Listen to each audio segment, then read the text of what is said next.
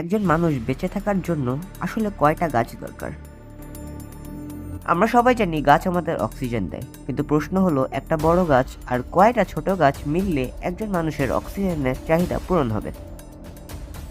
আর পরিবারের সদস্য বেশি হলে কয়টা গাছ লাগানো উচিত? চলুন এর বিস্তারিত দেখে আসা যাক। প্রথমে একটা গুরুত্বপূর্ণ তথ্য জেনে নিই।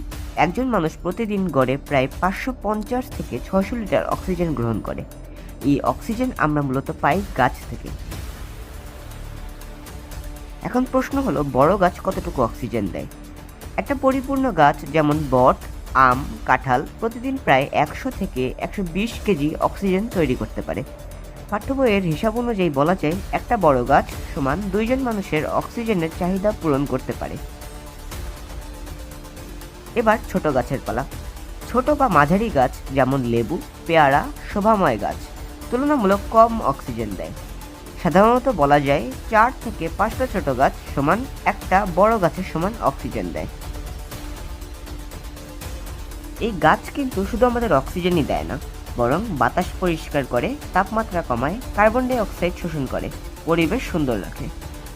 একটা গাছ মানে শুধু একটা গাছ না, একটা জীবন রক্ষাকারী ব্যবস্থা। সবশেষে বলা যায়, যদি আমরা নিজের পরিবার অনুযায়ী গাছ লাগাই, তাহলে শুধু নিজেদের জন্য না, বরং পুরো সমাজের জন্য উপকার হবে। আজ একটা গাছ লাগানো মানে আগামী দিনের জন্য একটা নিরাপদ ভবিষ্যৎ তৈরি করা। ভিডিওটি ভালো লাগলে অবশ্যই লাইক দিবেন এবং শেয়ার করবেন। ধন্যবাদ সবাইকে।